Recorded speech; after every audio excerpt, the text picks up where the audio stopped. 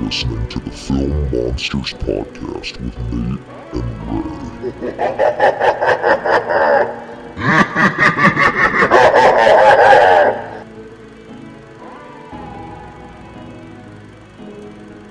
Well, hello everyone, and welcome to another episode of the Film Monsters Podcast. I'm Nate. And as I have been the whole year since we begun, I'm still Ray. And Ray, we released our Christmas episode, but most people don't know with the way we record this, it's still not Christmas yet.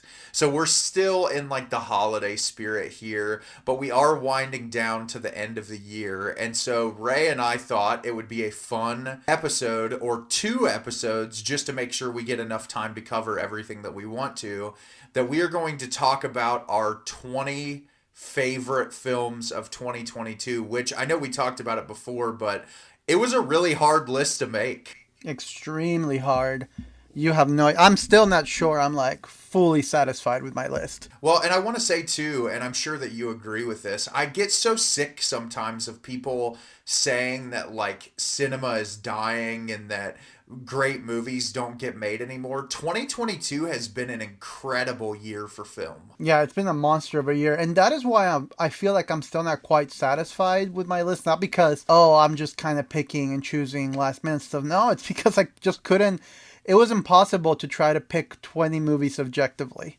Exactly, and that's what's so difficult is like I told you before the podcast started, but I watched like 90 some new releases this year, and making my list, I think in my top films of 2022 I had like 32 or 33 movies on there, and like there's so many movies I loved that I ended up leaving off the list, but it's like so hard because there's movies that I like just a little bit more, and that's what makes it so difficult for me. Yeah, same. Well, and then the other thing for me too is like I didn't watch nearly as many movies. I think my list ended up being some 30 or 40 movies. But that's still like I still had to slash at least 15 movies out of that list, like just off the get-go. That was just really frustrating to begin with. Well, and I think it goes to be, I think it shows something because I think a lot of it has to deal with, COVID was really hard on filmmakers because they couldn't film things the same way.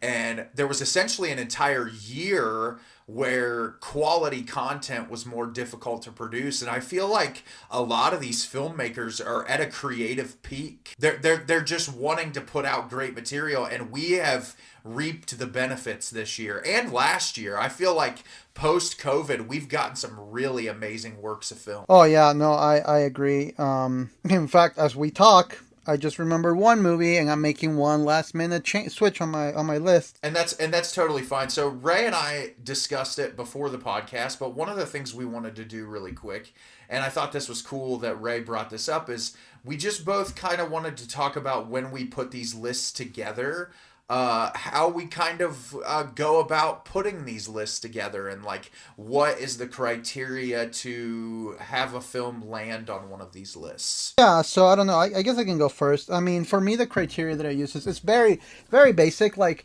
obviously, did I like the film? That one goes without saying. But also, like for me, there's a few things that I look for in the film. I don't necessarily look at like the tomato meter or film reviews or anything like that. I do try to make my own mind about some of these films. One of the things that I look at is enjoyability. I mean, is this a movie that I thought it was amazing, but am I never going to rewatch? Like a perfect example for me was A Marriage Story, for example, a few years ago. The movie is pitch perfect. I love that movie so much. I don't think I can rewatch it again. It was my number 2 of the year. I don't think... See, and like, the thing is, like, I will defend to the death how amazing that movie is, but I don't think I can rewatch it. It's just too draining for me. So that's a perfect example. Like, a type of movie like that probably wouldn't make my list for me personally because it's just like so emotionally draining. I don't know if I can rewatch it. So rewatchability has a part to do with what my list. Also, like how much did it stick with me? That stickiness factor. Like, is it a movie that did I forget about it 10 minutes after I walked out of the movie theater, or am I still thinking about it? Did it have a cool message? And then obviously you look at cinematography, writing, directing, all of that good stuff too. But I feel like for me, the two main things are enjoyability. How much do I see myself rewatching this movie? Do I see myself sharing it with others and being excited? And did it stick with me? Is it a movie that I'm still thinking about it, that it's still embedded in the back of my brain, that I really like? Whether I'm excited to rewatch it, pick it up on Blu-ray, whether I'm excited to... That's another thing. Am I going to go pick it up on Blu-ray, or am I just kind of done with it? So, like, stuff like that are some of the things that I look at when I make my lists. Yeah, so for me, I feel like the only thing I would disagree with you on for yours is rewatchability factor for me doesn't really even occur in my mind. Because, like, I know a lot of people, I'm obviously a sadistic person. I watch a lot of really depressing films over and over and over again because I like that guttural emotional reaction. I like to feel things on that level, and not a lot of movies can pull that type of a reaction out of me. And so when a movie can, I'm actually really inclined to watch it again because I like to have those level of feelings pulled from me. I would say for my lists, the first thing I look at is quality, and the second thing I look at is how much it impacts me. So like what you said, if I leave the theater and I can't stop thinking about a movie for weeks after I watch it, it's going to be high on my list.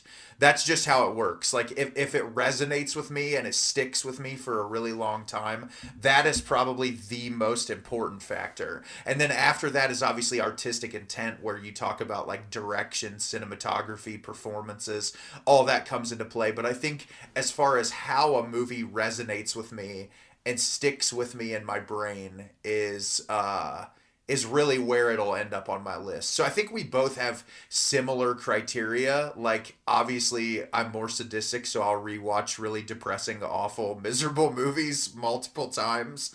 But I think we're both on the same page of, like, it has a lot to do with quality and how material sticks with us. Right, but that's just it though. Like you when I said rewatchability, I never said, "Oh, is it a lighthearted, fun family movie?" It's, are you willing to be rewatching these films?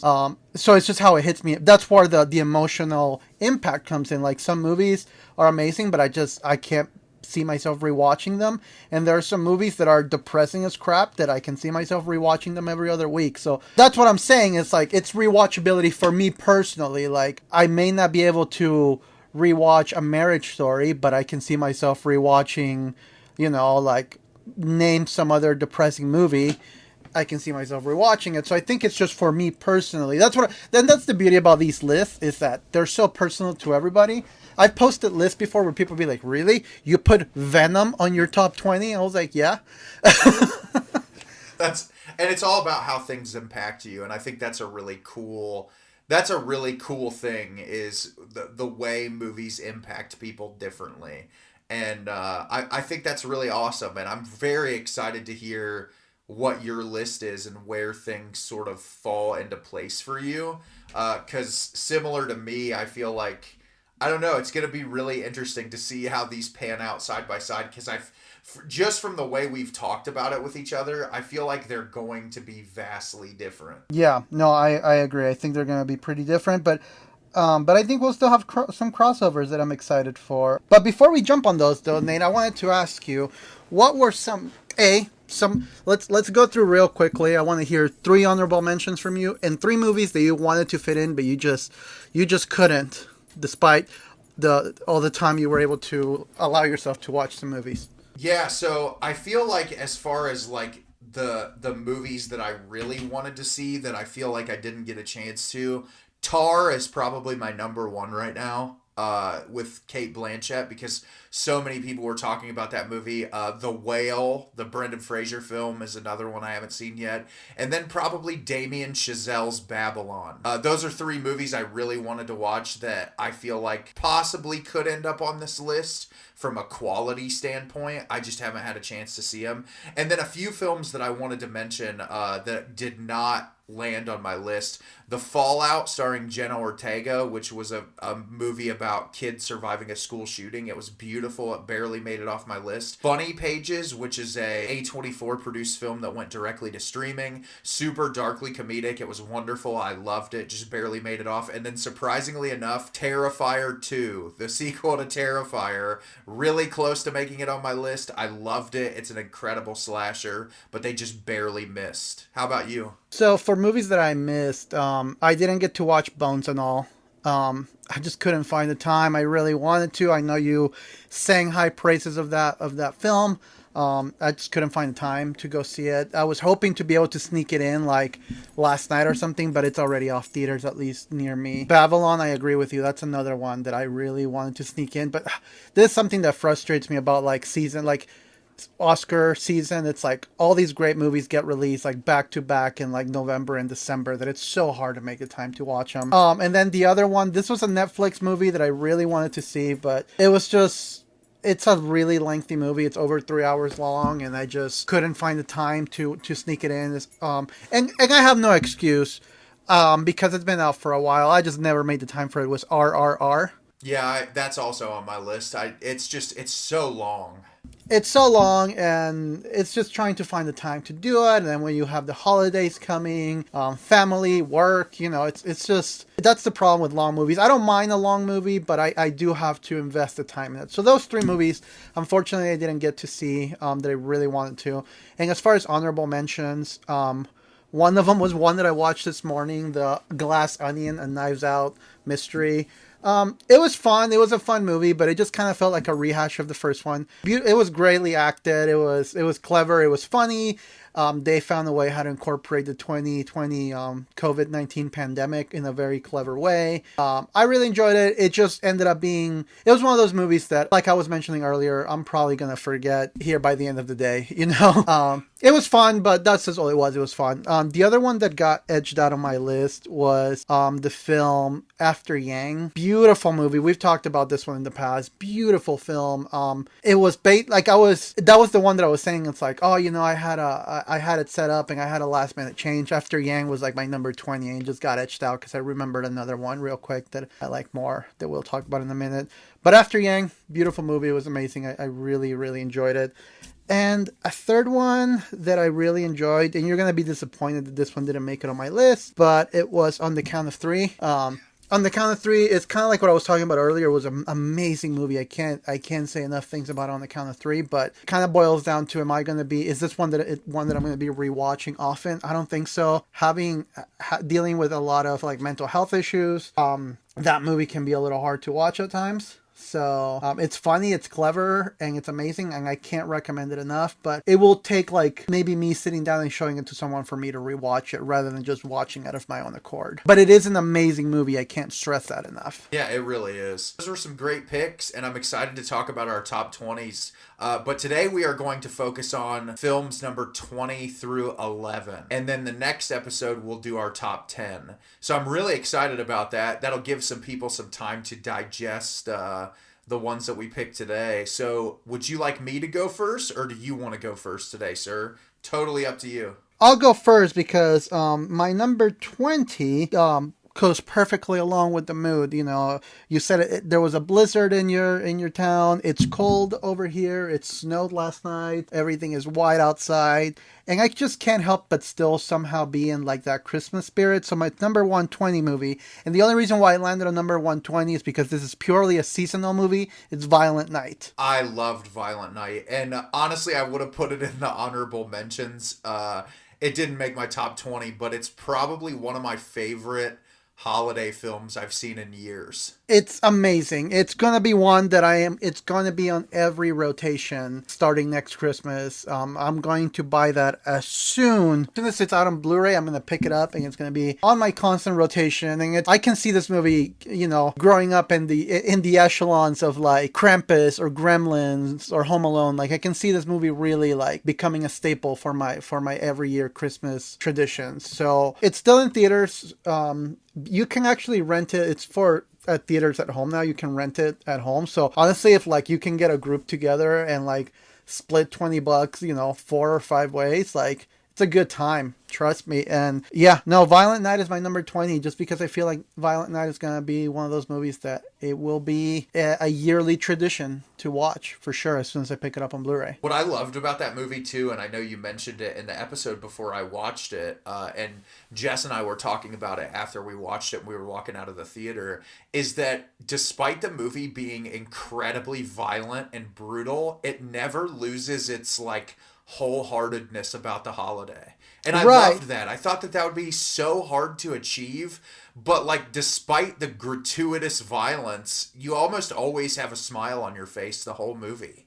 Yeah, well, and then like I mentioned on earlier episodes that it has such a on the Christmas episode actually is where I mentioned this that it's still a very sweet story at heart, and it's still very much a story that reminds you of the heart of Christmas and what makes Christmas so special. And I loved it. I mean, it's a pretty straightforward movie. There's nothing like emotionally impactful about it. It's just a fun movie that I can see myself going back to every holiday season. It definitely makes you feel a warmness about the holiday. Like if you don't leave that being excited about Christmas, you're just a bitter person. Like I was You're just dead inside. And I do love and I won't go into specific details, but I love that they were able to pay homage to Die Hard and Home Alone without it feeling like too ham-fisted. It felt like it was more of just being an admiration of those films without it just being like, hey, remember these other holiday movies? Like it was done really well. And that Home Alone sequence was probably my favorite sequence in the movie. I do love that they took, and this, I'll close my thoughts with this. I do love that the concept of making Santa like kind of like a jaded person, and he needed a reminder himself of what makes the holiday so special. Yes, and David Harbour gives a fantastic performance as well. And also, I just want to point out because I was listening to our episode the other day. I always listen to our episodes just to make sure I didn't say anything too stupid. When you mentioned, I can almost picture David Harbour all grizzled, tatted up Santa Claus. It was so hard not to like break character on that part when you said that. Santa Claus's background in that movie was my favorite part about it. I loved that reveal. I thought they did such a good job. But no, that was a fantastic pick for number 20. So you ready for my number 20?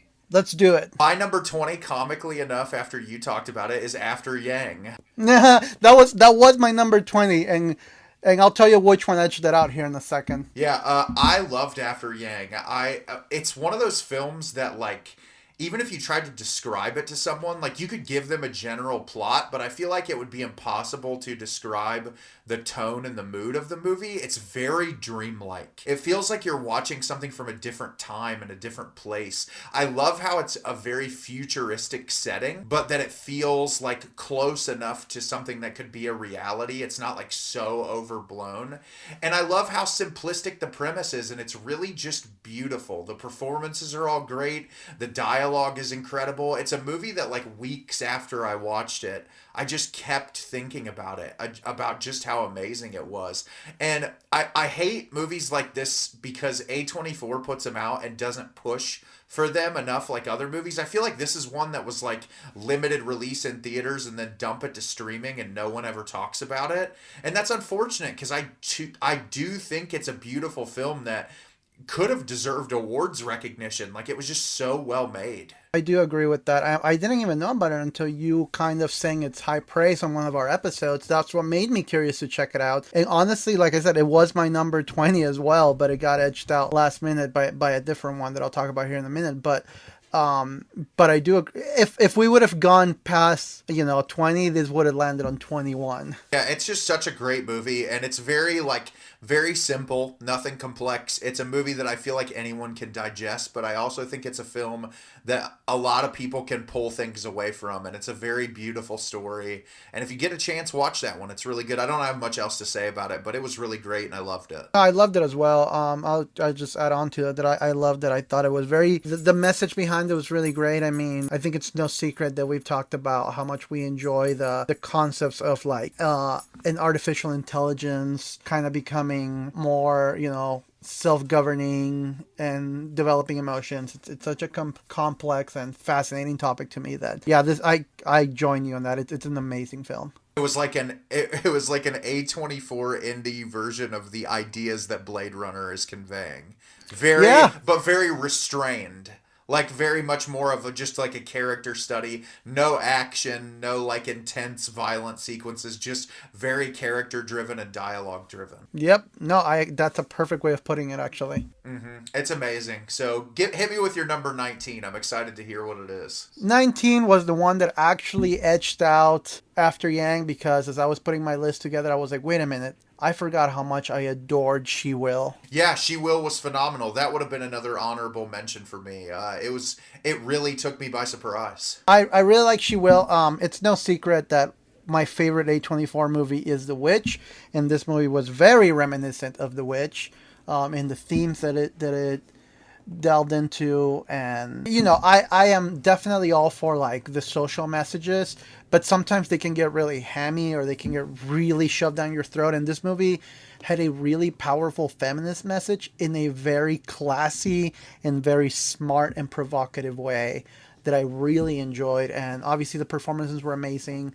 The circumstances that the main character gets placed in. It's something that even though it's kind of like a almost a folk horror movie, I feel like people that have been involved in trauma, body dysmorphia, just women, especially this year where we've had so many awful things happen to women's rights. I feel like this is a movie that people can gravitate towards and watch it. You can watch it for a horror movie, but you can also see the very poignant topics being discussed in it.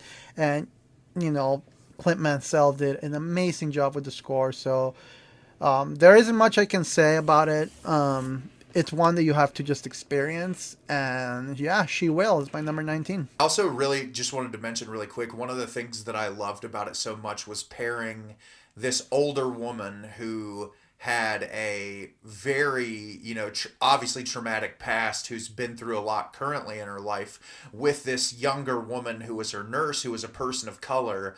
And you have two women coming from drastically different backgrounds, but that all of the things about both of their lives are fleshed out to where, despite their differences, the two of them end up coming together more towards the end and like building each other up in a way. And I thought that was a really cool incorporation despite all the other subject matter that's being tackled. And I agree with you. I feel like a lot of times when it comes to like social issues that it can be a very preaching to the choir type of thing, because a lot of like Hollywood films, it's like, okay, know your audience, know who's coming to watch the movie. But I feel like this is a movie that could impact people even that like don't take these issues to heart like they should, in a way that like really impacted me as well. It was just really beautifully done. The cinematography was amazing, and I really loved a lot of the surreal sequences in it. It was really amazing, and I'm glad Shudder's picking up stuff like this. They always get great movies. Yep. So number 19 for me is She Will, up on Shudder, or you can even pick it up on Blu-ray. Also pick up that score. That score is amazing. So, sir, hit me with yours. Yeah, so my number 19, this might surprise people that it's this like high up on the list. I still really enjoyed it, but I was thinking about like on revisits if it would impact me the same way, and I still think I'd enjoy it a lot, but it probably wouldn't be the same, and that's Barbarian. I'm actually surprised that it's that low. Yeah, Barbarian is a movie I loved. I really enjoyed the experience in the theater. I really loved all the twists and turns. I thought all the performances were really great. I just like when I was making the list and I was thinking about like the impact that these movies had on me, I was thinking, okay, now that I know the twist of the movie, now that I know a lot of the punches, would it impact me the same? And yes, I think the humor would impact me the same, and like the creature design and all those things, but I feel like it wouldn't hit the same way as it did the first time I saw it in the theater. And don't get me wrong, I loved this movie and I think it's really well made. That's why it's number 19 on my list. Making a top 20 for me, it's difficult, but it's a fantastic film that's really suspenseful. I thought Justin Long's performance was one of the funniest of the year. I love that he seems like such a wonderful person in real life, and he always gets casted to play these really douchey characters. Yeah. Like every movie he's in, I don't know why it happens. One of my favorite scenes in a movie all year was when he was in that basement measuring the square footage. Yeah, that was hilarious. It made me laugh so hard, and one of the greatest end credits cue songs ever. But it was a great horror movie experience. There's horror movies this year that I liked a lot more. There's a lot of movies I liked a lot more than Barbarian, but don't get me wrong, this is one I will be picking up on Blu-ray and that I really enjoyed. So that's my number 19, Barbarian. Barbarian was great. I may have a thing or two to say about it later on. Yeah, sounds good. So yeah, that was my number 19. So hit me with your number 18. Number 18. I'm staying on that feminist train, Nate. Yeah, I'm staying on it. I'm staying on it because I'm here for the ladies. I'm ready. My number 18 is a movie that I had zero hopes for, and it turned out to be so much better than I had anticipated, and that is Prey. Prey was phenomenal. Another movie that would have been on my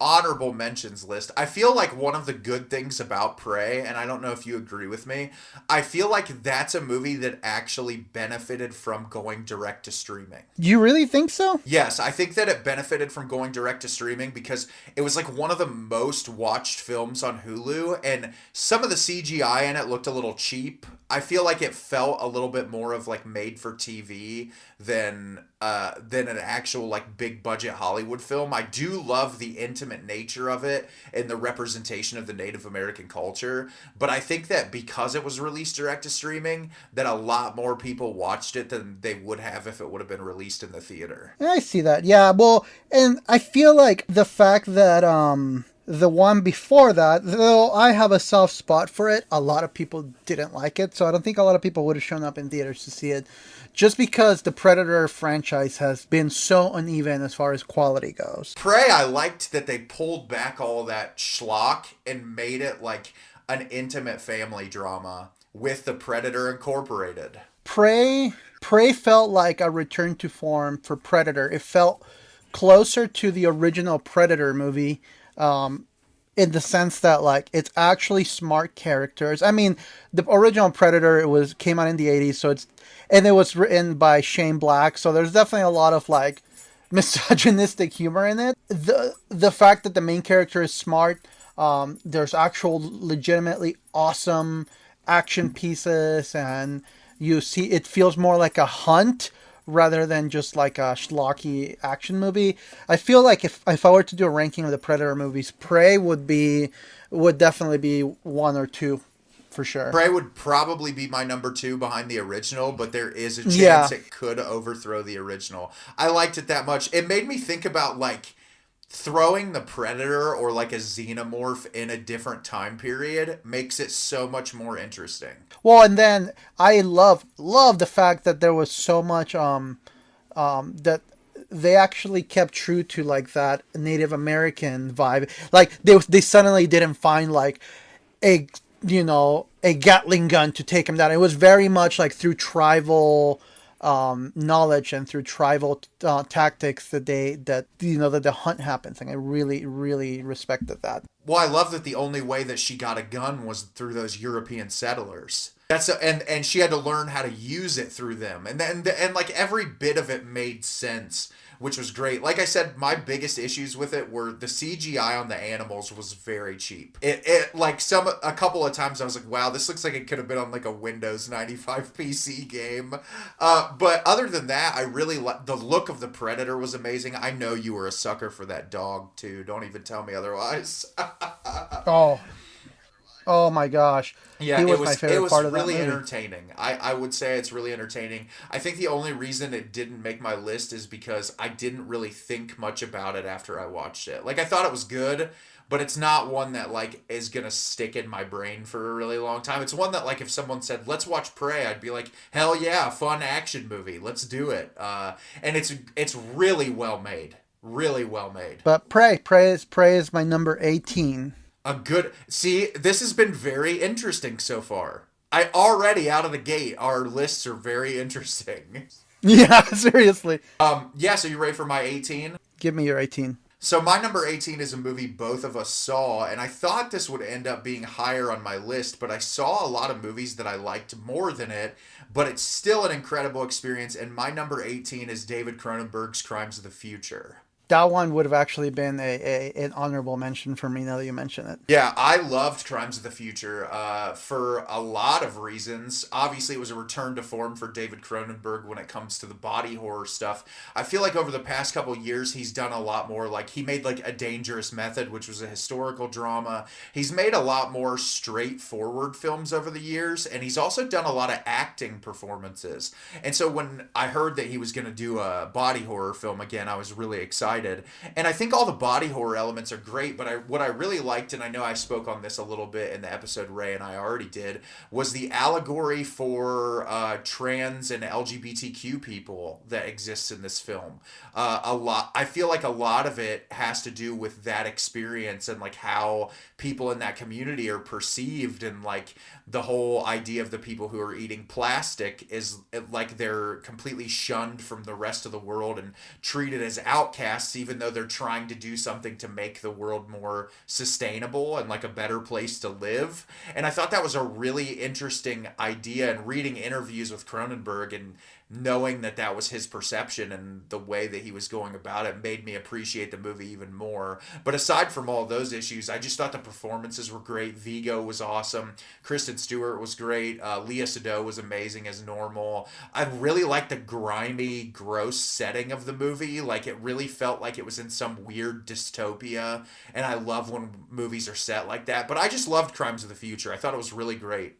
And we need Waxwork or Mondo to press that score. Howard Shore, man. Yeah, oh, Howard Shore. It was amazing. And I'm glad to see Cronenberg doing that. I don't know if you saw, speaking of Cronenberg, his daughter just wrapped on her first movie, Caitlin Cronenberg. So we're going to be getting a new Brandon Cronenberg movie next year, and his daughter, Caitlin Cronenberg, is releasing a movie next year. So we're going to be eating good.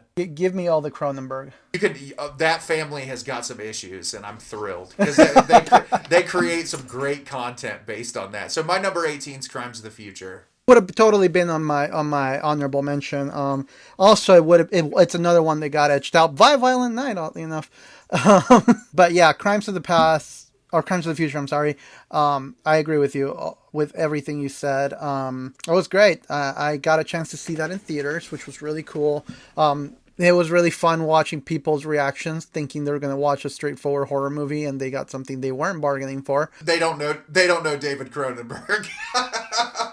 They really don't. That's what I love about him, is like, no matter what of his movies you're watching, it's never a straightforward horror film. You're always going to get some form of social commentary, and that's what I've always loved about David. He's just one of the greatest directors to ever do it. So what's your number 17? My number 17 is one that you mentioned earlier that you hadn't quite finished watching off the podcast. Number 17 is the recent Netflix original that just came out, All Quiet on the Western Front. And I can totally see, I started this the other night. It was a little later, and I only got like 45 minutes into it. Because normally I find myself lately, and I know some film people out there might see this as heresy, but when a movie's like 2.5 to 3 hours long, sometimes I'll break it up into pieces, depending on like how my day's going. But the first 45 minutes that I watched, like, the cinematography was incredible. The message was incredible. So I can totally see why it's on your list. Well, and then also, like, there's the aspect of, it's a blatantly anti-war movie. But it is kind of interesting because something that I was mentioning to my brother, who's a big war buff, I really enjoy that this movie is very, like, because I think we often demonize Germans, and don't worry, I'm not about to have a Kanye West moment. I feel like we demonize, like, a lot of these German people, and rightfully so. I mean, the German people did some awful things during that place and time, but you also get to see, like, some pushback. You get to see some of those German soldiers, like, I don't want to be doing this. This is not what I signed up to do. And to see that some of these German soldiers were also being fed a big lie by their government on what they were doing. So seeing it from the perspective of some of these German soldiers as how, like, they don't want to be there any more than we wanted them to be there. It's really interesting to see that. Obviously the violence, it doesn't, I mean, I don't know how much you saw from the little you watched, but it doesn't hold back any punches with the violence. No, not at all from what I've seen. And I think with what you were saying about the Germans too, they intentionally picked World War I for that reason. Yeah, there is no redemption for World War II. No. But I do love one of my favorite sequences in the movie so far, and I think it really speaks volumes about, you know, the war in general, is like these young kids at that time period were in a place that all they wanted to do was escape. And so they're like, "Oh, we'll go fight on the front lines and we'll go do this." And it's like you can just kind of see the blissful ignorance in them. And as soon as they go into that space where they're like stripped of their clothes and given their uniforms, the tone in the movie shifts immediately.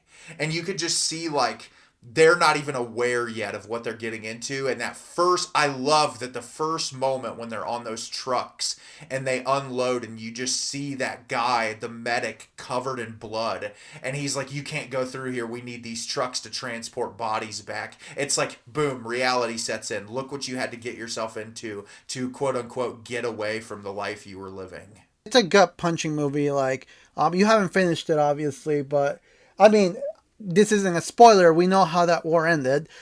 But to see that portrayed in an intimate setting through the eyes of one of those soldiers was gut wrenching. So yeah, I mean, and I know that the book itself, All Quiet on the Western Front, is like the story of Paul, the main character, is not a true story, but the guy that wrote it did fight in the war, and he did write based off of the experiences he had. So like stuff that we see in that movie. Well, then you haven't gotten to this scene. There's a scene where they bring out. I just want to point this out real quick. They come out with the flamethrowers and they start burning some soldiers. I was talking to my brother about it, and my brother was like, "Yeah, they toned it down with the flamethrowers. They were far more violent in the real war." Yeah, that doesn't surprise me. Yeah, that movie. I mean, it's bleak. This is not a movie that you're gonna walk out feeling uplifted by. But it is real life. It is reality. It did happen. And I feel like we have started to cross over into a time where people are forgetting their history, and it's important to remember. We don't want to go back there again. No, we don't. We don't want another world war. It reminds, just from what I've seen, it reminded me of the Criterion film I watched earlier this year, Come and See, which is one of the most horrifying war movies I've ever watched. Also told through the lens of a very young soldier, even younger than the soldiers in this movie. And it's brutal to watch any sort of war movie through the eyes of an almost child. It's just like the fact that governments care so little about human beings that they're just like, yeah, send these children out to go die just so that we can have some extra guns and maybe kill one other enemy. It's the harsh reality of the way our world works. But yeah, I'm excited to finish it because I've really enjoyed it so far. So that's mine. Let's see if you can bring us out of this hole I just dug this in. Although I doubt it. Actually, I am going to dig us out of the hole that we were just in for my number 17 pick. My number 17 pick is a much more lighthearted movie that I had no expectations for and I ended up loving, and that is the film Cha Cha Real Smooth. I haven't even heard of that one. Yeah, so Cha Cha Real Smooth is directed and starring Cooper Raiff in his second directorial feature.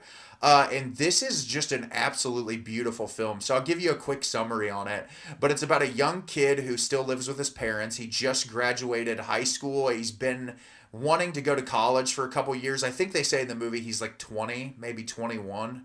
So he's super young, and he's got a young brother, and his family is Jewish, so they go to a lot of bar mitzvahs together, and he ends up going to this bar mitzvah, and all these kids aren't dancing, they're not doing anything, and he ends up like starting the party up and getting these kids to dance. Well, while he's there, he sees Dakota Johnson's character, who has this young daughter who has a disability, and she's a super sweet girl, but she I think it might be autism, but I can't remember exactly. She's wearing headphones in there because the music's too loud, and immediately he goes up and he starts talking to Dakota Johnson, and he ends up getting the daughter to come up and dance, and she starts connecting with him. Well, you find out Dakota Johnson is in a relationship with this guy who's sort of like not really always present. He seems like he's, always off doing other things and not really involved in their lives the way that he should be.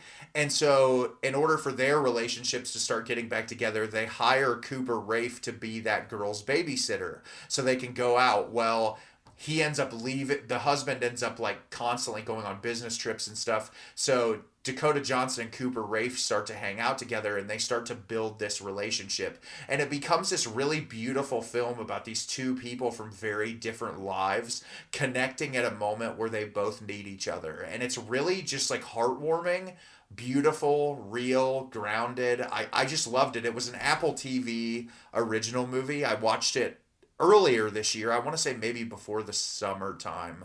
But it was really fantastic. And I feel like around when it came out, a lot of people talked about it, but it's a movie that's definitely worth watching. I absolutely loved it. I'll have to check it out. Yeah, I just pulled it up while you were talking about it, and yeah, it looks like it is on Apple. And I have Apple TV, so I'm going to have to give this one a whirl, see how it is. Yeah, I think you'll really like it. So yeah, that's my number 17, Cha Cha Real Smooth. So what is your number 16, sir? Are you ready for me to disappoint you? Sure. No, it shouldn't disappoint you. I just think you would have hoped this was higher. My number 16 is Smile. Oh, nice. Yeah. You obviously know I loved Smile. Yeah, I know you did. Which I need to throw some shade at you. At you, because you were just criticizing Prey for the CGI, but Smile has some rough CGI. I honestly, it's funny you said that because I did not feel like it was that bad. Honestly, I liked the way the creature looked. I liked that it was really like weird and out there and very disturbing looking. And the only other CGI moment I can think of in the movie is when the sister twists her head, which was kind of corny, but when the doctor rips his face off. Oh yeah, so that moment was cheesy. That one I'll give you. But what I think's funny, and when this movie came out, I feel like people were really harsh on it. But no matter what people say, and I know everybody goes through different experiences and everybody goes through things in life differently. As someone who has suffered from depression and mental illness for a really long time, this movie handles that subject matter really delicately in a way that I don't think a horror movie has ever, especially like a mainstream horror movie, has tried to handle subject matter like that. Well, I was gonna say, all CGI criticism aside, the concept of the movie and the way how it tackles mental health and depression, and creating this almost it follows like creature where no one else can see it except for the person itself, and just having this paranoia that no one believes you is much like mental health, depression and anxiety, that people don't really see it. It doesn't have a manifestation other than how you behave. And the fact that they picked this to be transferred through a smile. I mean, how many times have we heard, have you ever tried just being happy? And we have this smile-esque, very disingenuous, almost very threatening smile to be portrayed as the thing that you see haunting you around. It's very reminiscent of that trope of people. It's like, just you look better if you smile. You should just smile more. You should just be happy. And they don't actually realize how that kind of ailment actually affects you.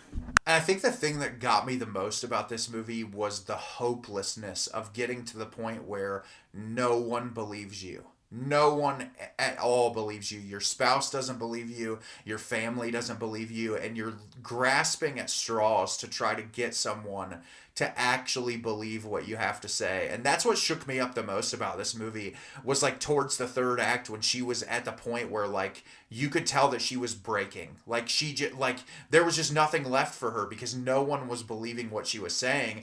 And as an audience member who is seeing it happen and knowing that it's real, it hurts even more to watch someone go through that. And one of the things I liked about this movie is, I know a lot of people were like, oh, it's jump scare laden, but I feel like I'm someone who despises jump scares. I really do. This movie earns them. I feel like it spends so much of the early part of the film building up atmosphere and setting, and it holds back from that when there are the jump scares in this, and I didn't feel like there were a ton, but I feel like the ones that they used were genuinely scary. I agree. Well, and then also some of the jumps, because this movie's trying to make, in my opinion, it's trying to make a point about mental illness and depression and anxiety. And, when you're from looking in, when you're watching these people have these reactions, to us, it almost seems infantile for these people to behave that way. But when you are in their shoes, it's not that uncommon for them to be jumpy, for a person to easily get down on themselves, for a person that easily seem like they're crazy when they're really going through a tough time. So I feel like the jump scares are very like rooted in those instances that people think, oh, you're just being a baby. It's like, no, these are real frightening things that go inside people's minds. And in my opinion, this being an allegory for mental health, those are not so far-fetched. So those jump scares make sense to me as well. Yeah, I completely agree with everything you're saying. I think that they work really well in the context of the overall film. And I also really quickly, this is unrelated to the plot, but I just wanted to shout out one of the unsung horror heroes, Mr. Kyle Gallner, who plays the cop in this movie, who I feel like shows up in so many horror movies and always gives a really great performance. I feel like he doesn't get talked about enough, and he does a really great job in this movie. Yeah, he does. I really enjoyed him for sure. And the score. We can talk really quickly, but arguably one of my favorite scores of the whole year, especially in the horror genre. It's unsettling. It really is. I've been listening to it randomly, which probably says something about my own head.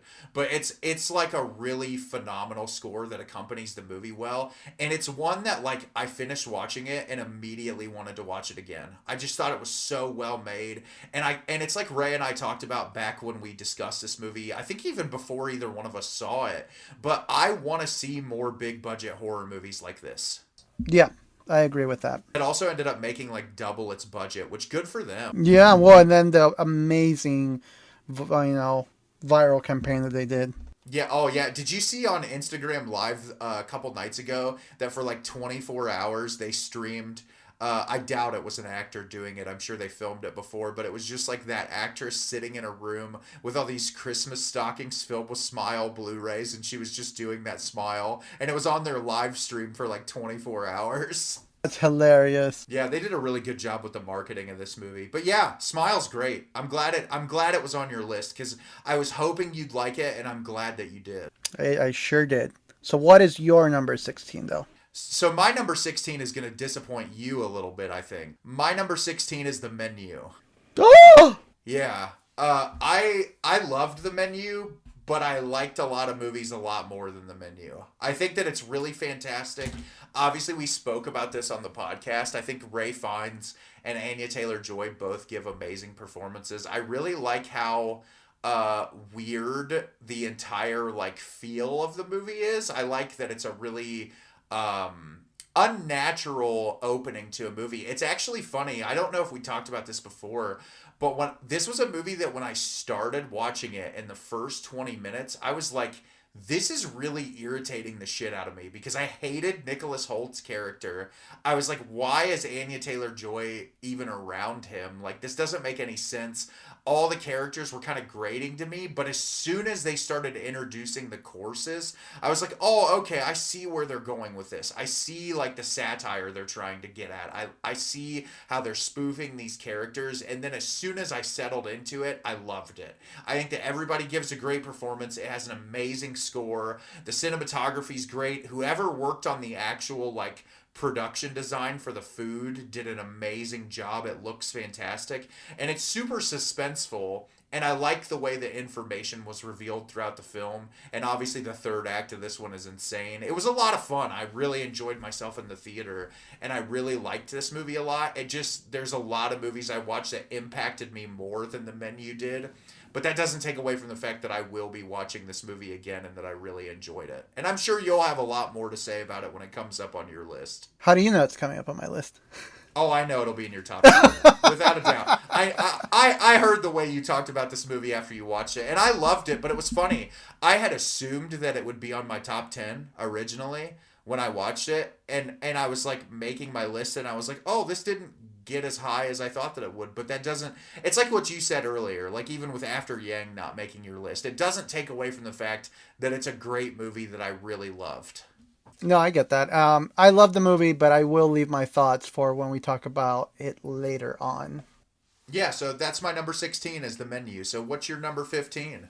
Well, my number 15 is one that you mentioned earlier that it scored a little bit higher on mine than on yours, and that is Barbarian. Nice, yeah. I just shared my thoughts on it, so you can share yours. Well, my thoughts aren't that different from yours. I feel like the reason why it's higher on my list is because it made me relive something that I haven't relived in a long time, which was that the suspense and of the secrecy behind the film, that journey of not knowing. And obviously, I'll never be able to relive that with this movie again because I know what happens. But that journey and that appreciation for a movie that could have easily been spoiled through various trailers. Being able to go through that experience of not knowing, of not being able to tell what was going to come next because they were so vague in the advertisement for it. I love that, and the reason why I sing its high praises is because just like we talked about Smile, I want to see more movies like that, more movies that take risks on original stories and to not freaking spoon feed us every single thing about the movie. Exactly, and I do want to credit a lot of the studios this year in 2022. I feel like vague trailers, they're doing a lot better with that. I feel like I've been taken by surprise more times than not this year because of how vague the trailers have been. And shout out to production studios that trust that their audience is intelligent enough not to have everything spoon fed to them. Well, it's like another example. Well, you just mentioned it, the menu. Like I remember going to see the menu and somebody asked me, "Oh, what's that movie about?" I'm like, "I don't know. Something weird happens at a restaurant." Like that's all I knew. And that's a So it's the best. It's the best feeling. yeah, and I love that. And Barbarian, I feel like Barbarian was the first one from this batch of movies that really wore that on its sleeve. Like, hey, we don't want to tell you what this movie is about. And I'm glad that they didn't. Yeah, so the feelings that I have for the movie are not unlike yours. Like they're very it's a well acted, well directed, beautifully, like just the cinematography, the twists and turns, even little nuances like the first scene is all in the dark. So when she steps out of the Airbnb like the next morning, it wasn't at all what you were expecting as far as the neighborhood went. All of the twists and turns. It was just like I said, my feelings are unlike yours. Once you do figure out the mystery, though, it's one of those things where it's like, okay, so now rewatching this movie will feel more like your standard horror experience. Exactly. But I don't think it'll take away from the quality at all, like what you were saying. Like, it's still going to be a quality film that I'll be very excited to show people that haven't seen it. Yeah, me too. So, I mean, we've talked a lot about Barbarian through yours and now my thoughts. So, why don't we go ahead and jump to your next one? Yeah, so my number 15, funny enough, and I'm sure that this will probably surprise you, but my number 15 is Smile. No. Yeah, and I won't stay on this for too long because we just talked about it, but I think the reason why Smile falls on this spot on my list is because of the mental health elements of the movie. I feel like that's what impacted me the most. Seeing a horror movie that was very outspoken about these things that I struggle with on a pretty regular basis was really refreshing. It stuck with me way more. Like, if you would have looked at me and said, Smile is going to be on your top 20 films of the year list, I would have laughed in your face. Before this movie came out, I'm sure Ray was the same way. I don't think either one of us expected this movie. We both thought it was going to be really standard, run-of-the-mill, like truth or dare level Blumhouse crap, and this ended up being a really well acted and well put together horror movie that I can see myself watching for years to come. Yes, 1000%. Yep, and that's all I have to say about it because we talked about it in detail. So what's your number 14? My number 14 is a movie I just watched on Sunday, actually. A movie that I had been anticipated for a long time, and unfortunately, I couldn't for the life of me get it to, because it got announced like 2 years ago, and there were many delays, and it got postponed, and then it was going to get a limited release in theaters, and then it finally got dumped on Netflix, and that is Guillermo del Toro's Pinocchio. Also on my list of films I want to watch for the year. I still have not seen it, but I'm very excited too because I am someone, and this might be an unpopular opinion to a lot of people, I hate the original Pinocchio. I think it is horrible.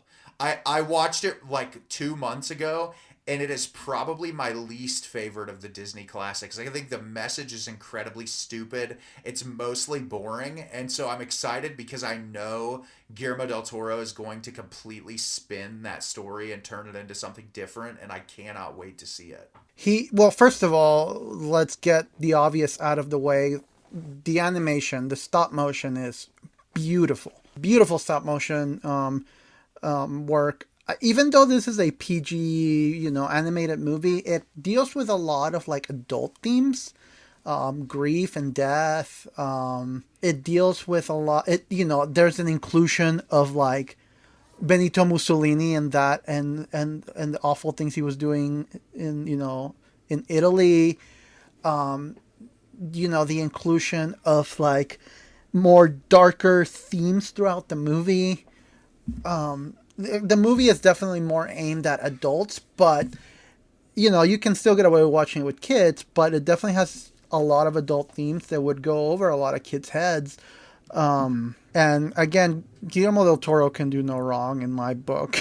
I completely agree. He's just one of the best to ever do it. I mean, like I said, I can't recommend it enough. It obviously has its sweet and very beautiful moments in the movie, but there's a lot of callbacks to the actual story of Pinocchio. Like, that shouldn't come as a surprise. But there's enough twist to make it a fresh story that ends on a note that's far better, in my opinion, than what Disney did with this story. I feel like this rendition of Pinocchio should be like the definite rendition, the actual rendition of Pinocchio, the official one, should be Guillermo del Toro. I will never forgive Disney for not letting Guillermo del Toro make his Haunted Mansion movie. I will never forget, I forget which studio was, for not letting Guillermo del Toro, or for eventually making Guillermo del Toro walk off making The Hobbit. Oh my God. See, that's the thing with the Haunted Mansion, because I'm a Disney freak, as a lot of people know. With the passion that he has for that source material, why just give it to some random person when you could give it to someone who's like been working on a script for years that it's actually going to be good? Yeah, that is beyond me. I don't understand it. Well, are you ready for my number 14? Let's do it. So my number 14 is a little film by director Ty West, and that is the film X.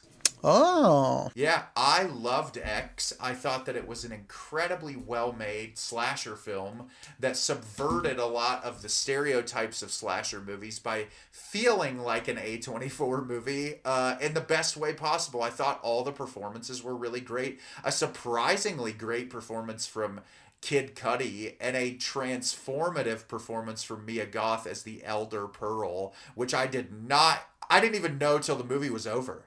I didn't even know that it was her until it was done, which was so impressive. I really love horror movies that take place during the summertime, especially in like super humid environments. Like, it just feels gross, and like there's something about like knowing what that level of heat would do to exhaust your body on top of already running away from someone trying to kill you. And I love that this movie, like, the kills were so well thought out and entertaining. I loved the idea of these kids shooting a porno on these elderly people's house. Like, I just thought it was so funny. It was also like really suspenseful, and I feel like a lot of like the kills in it I was not expecting, especially like towards the tail end of the movie.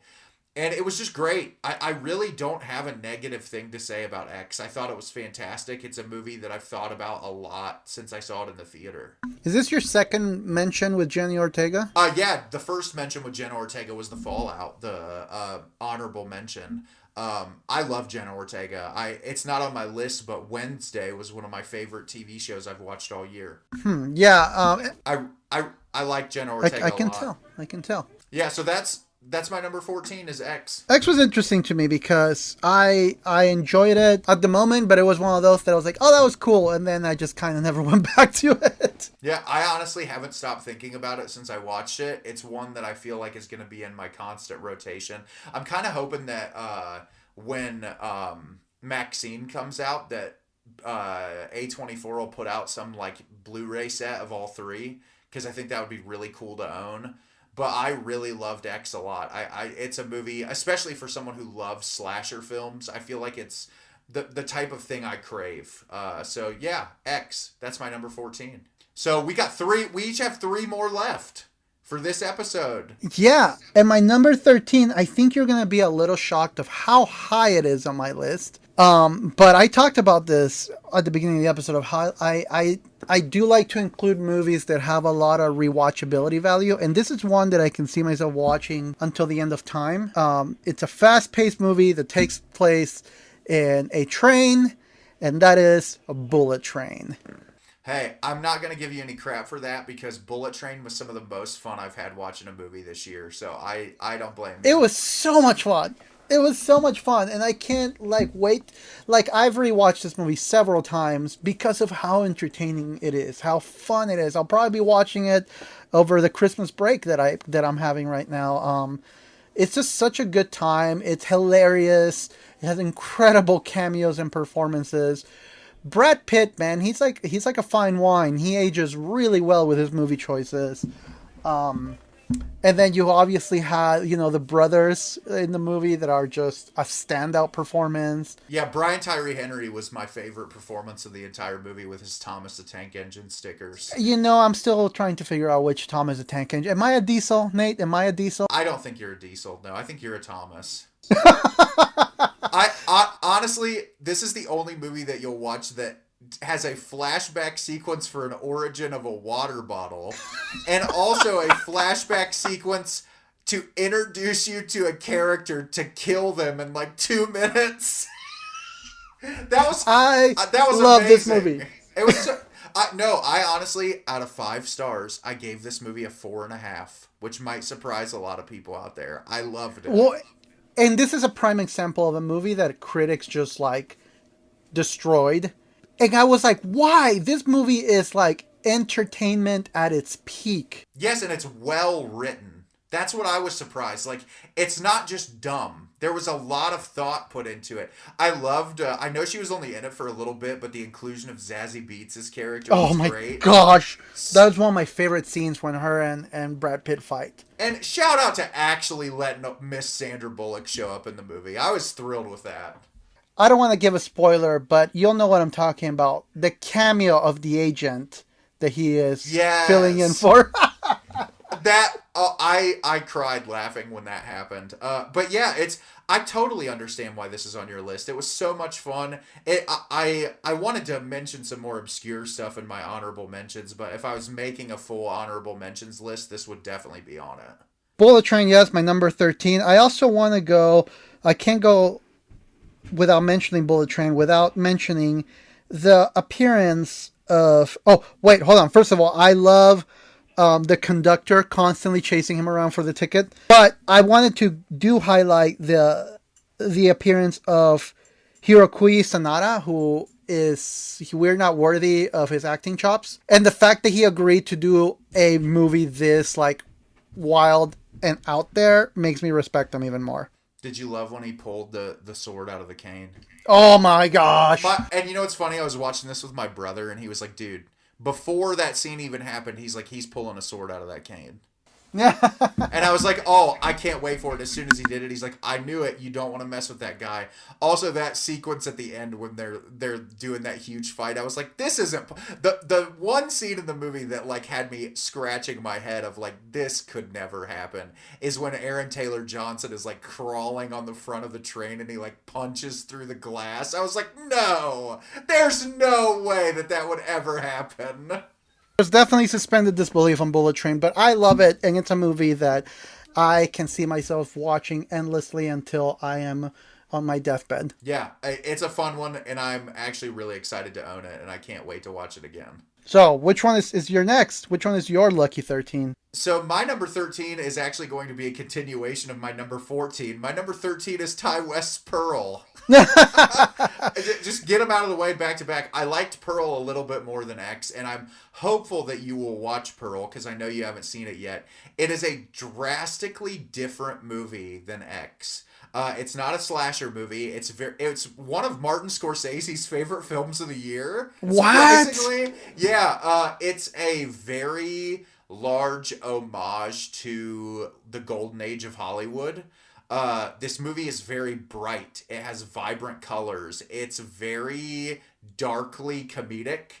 So obviously Pearl is the elderly character from X. This tells her origin story. She lives at home with her disabled father and her mom, who is incredibly controlling and wants everything done her way. And all Pearl wants is to be a celebrity, but there's something wrong with her, and that is the urge to kill. And the movie has some sequences that are incredible, like a dance slash faux sex sequence with a scarecrow. That was probably one of my favorite sequences in a movie all year. This one definitely, it has violent moments, but it's more toned back. I know you were really worried when you saw the trailer that there was going to be animal violence in it. There's not, other than like she kills a chicken in the first couple of minutes of the movie, but it's actually like a pan away, like you don't even see it, and it's just to like make dinner. I know you were worried about that when you saw the trailer for it, but like the only violence that exists in this movie is violence towards human beings. Oh, I don't care about those. Yeah. So I think it's a movie you'd definitely be able to watch. But it's super entertaining, and Mia Goth actually gives a performance that if the Academy didn't hate horror movies, I could see being a winner of Best Actress. It is incredible. I've heard that, and you might be offended by this comparison, but this is the comparison I've heard. Shelley Duvall. So you can no. I actually heard that this is like Mia Goth's Joker, where she, not as far as like it's the same type of movie as the Joker, but that descent into madness, it's very like parallel to the descent to madness that Joaquin Phoenix has. 100%. I can totally see the comparisons. She reminds me of a young Shelley Duvall in a lot of ways. She gives this monologue towards the end of the movie that is a 15-minute one-take monologue that is like one of the best performances I've seen in film all year long. It's incredible. And then this scene during the credits where she's like smiling and laughing through this whole credit sequence, and it's just amazing. Like the credits play over her facial expressions, and the fact that she was able to hold it for that long, like she's just absolutely incredible. And I feel like this film, it just goes to show that when Ty West decided I'm going to make a trilogy about these characters for some reason, like I don't know why he chose to do it, that he made two drastically different films. And I feel like this is a movie you're really going to love when you watch it, Ray. It's phenomenal. I liked it more than X. It's a lot different, like I said, much more of an homage to that golden age of Hollywood, and also film in general. I feel like you'll appreciate a lot of that. So that's my number 13. We got two more. Oh my gosh, we have two more before we reach the pinnacle of the 20s. We reach the top 10 for the next episode. So what is your number 12? This is a movie that I wanted to be higher on my list. And have you ever had those moments where you're like putting together a list and you're like, put this movie like way high, and then you really thought about it? I'm like, no, it's not as high as I think it should be. Almost every one of the films I've talked about so far, every single one, I'm like, damn, I wish this was higher on my list, but it just can't be.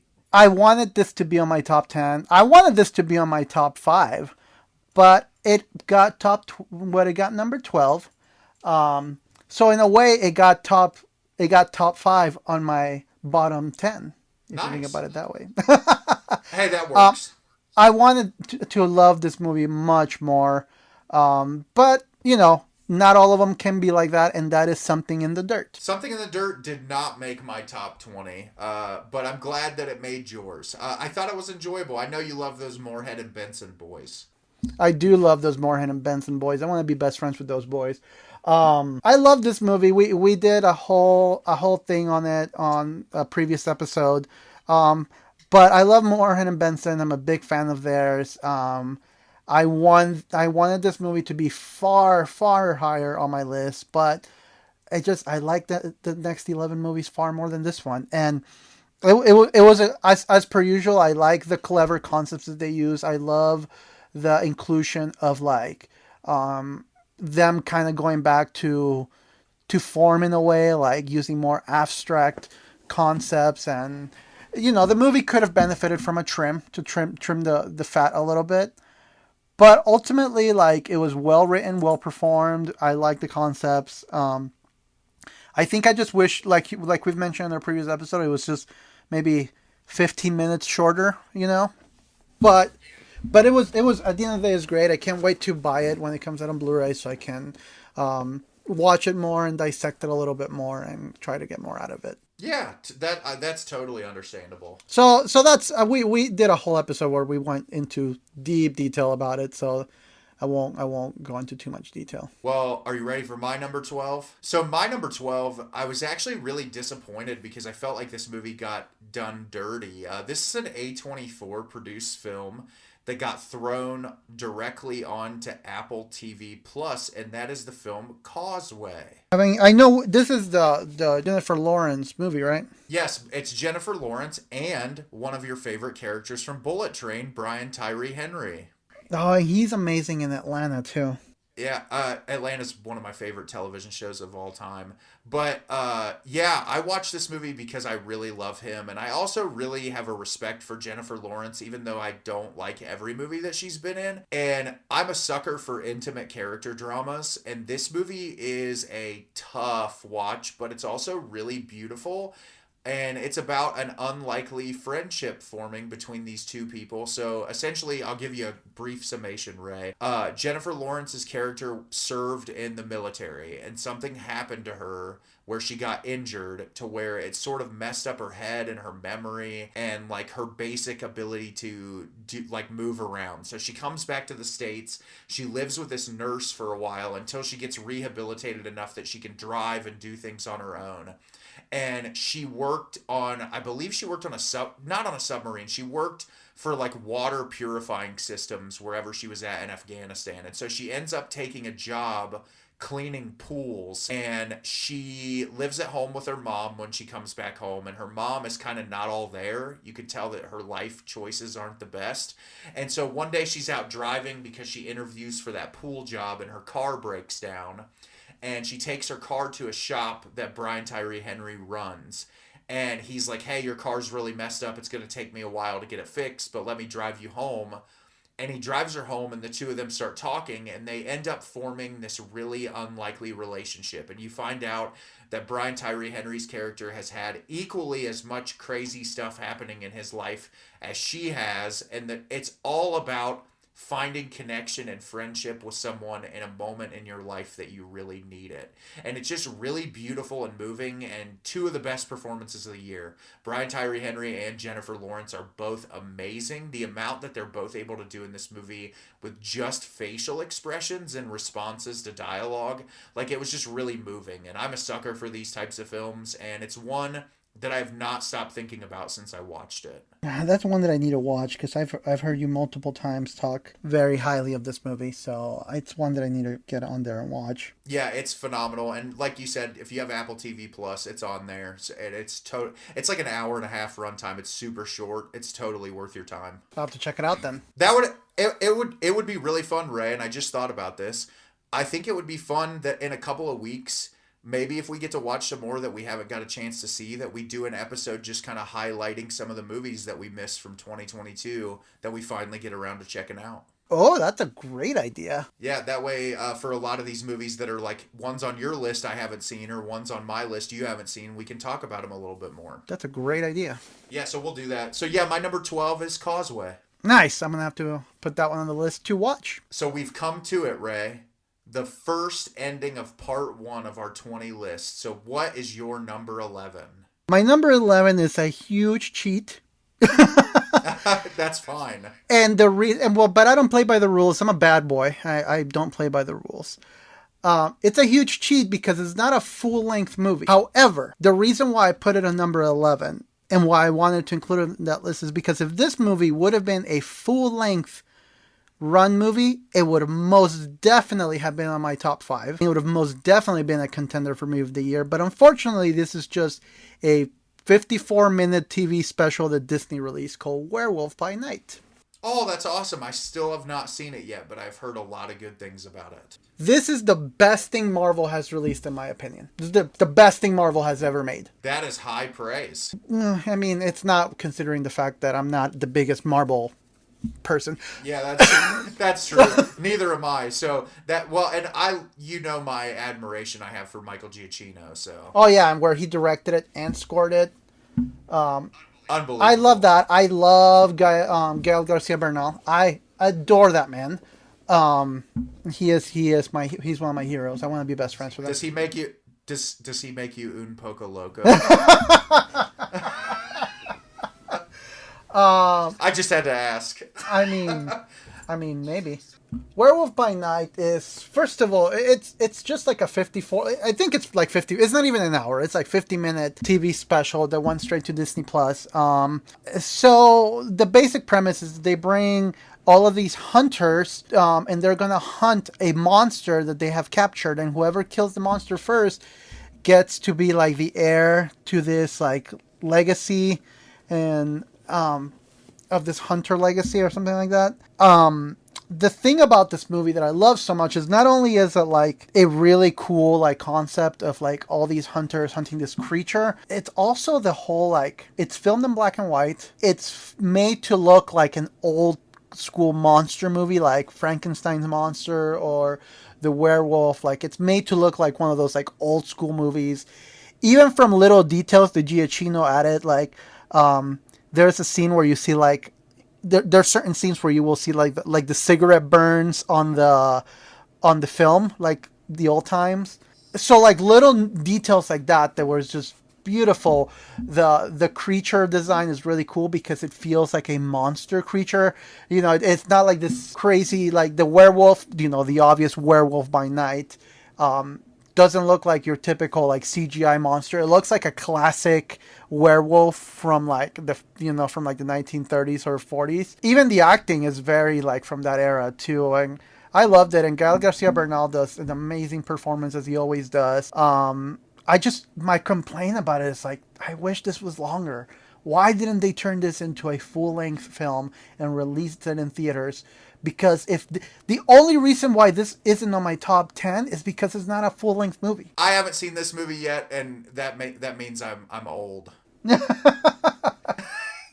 I'm just gonna go through his entire film catalog, everybody. I have horrible sense of humor. Watch. I would recommend Mozart in the Jungle, like all 4 seasons. I've heard that's an amazing show, but yeah, I can't. Amazing show. I'm gonna sit down and watch this week because it's only like 54 minutes long, and that seems like it'll be an easy watch. It is. Can't wait. So that is my number 11.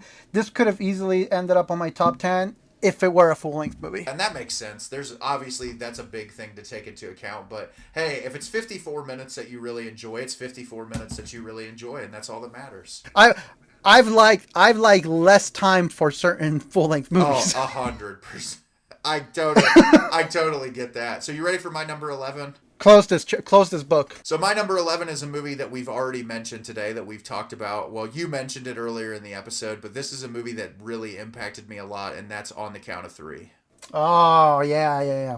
Yeah, I loved this movie. I think that the reason why I loved it so much is because a lot of the way that these characters feel is a way that I have felt before, where you just kind of get very aimless in your life. You don't feel like you're really all that important. You don't really feel like life's worth continuing on. Not that like I have thoughts of like taking my own life like the characters do, but you just get in a really like low place. And I thought that what was so beautiful about this movie is that these two people clearly care very deeply for each other. And what I love is that they both the third act twist in this movie, when that pivotal scene happens, that's so hard to watch. I don't feel like that's even the direction that Christopher Abbott really wanted to take, but it was like, what other choice did they have? And that he was doing that for his friend.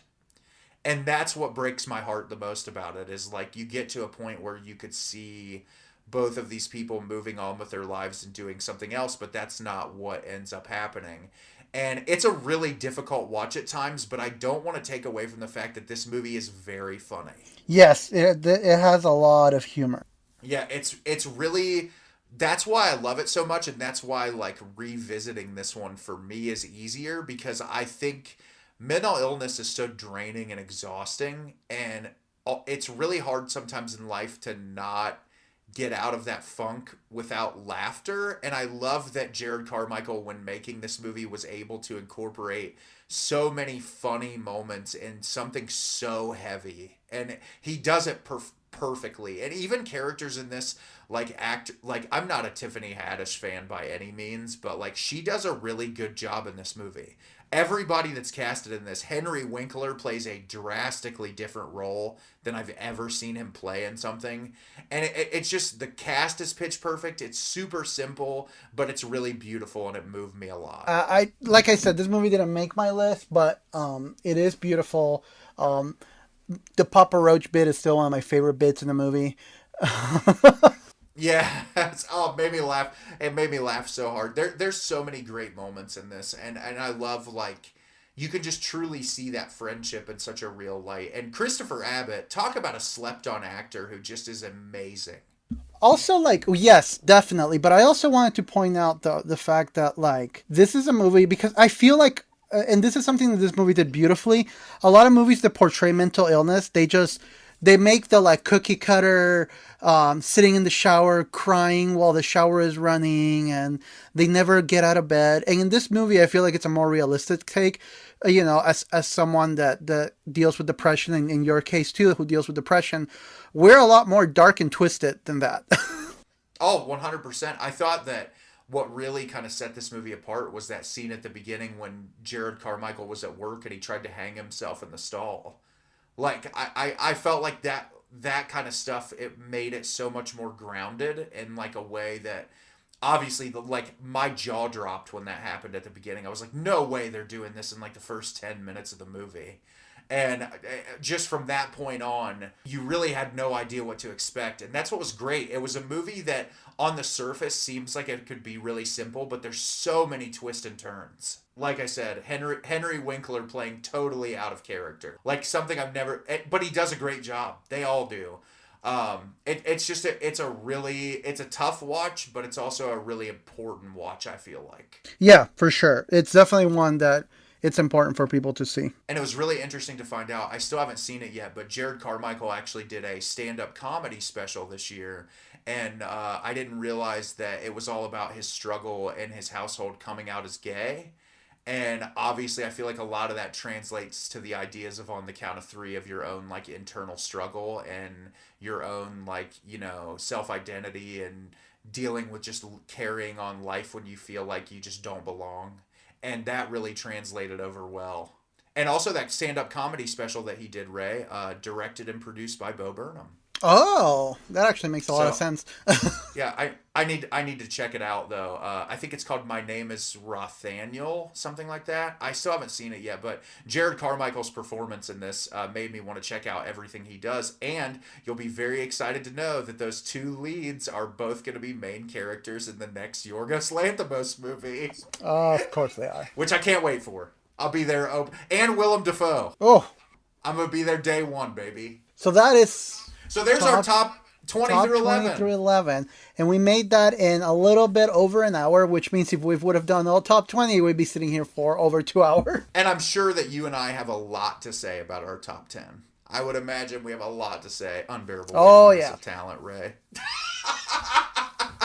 I have a feeling we're going to have quite a few crossovers on our top 10. Yeah, I agree. I think there's going to be a lot, but I also think there's going to be a lot that you won't expect that are on my top 10, which will be exciting. Yeah, if I'm being honest, I still haven't put together my top 10. I barely was able to put together my bottom 10, my bottom 20. It was a very, very difficult choice. So yeah, so that was our 20 through 11. Did you have anything that you watched this week that you wanted to mention? Besides all of these movies? Yes, besides all of these movies. No, it was pretty much me jamming as many of these as I potentially could. I do, unless you have something to add. I did want to touch on something real quick.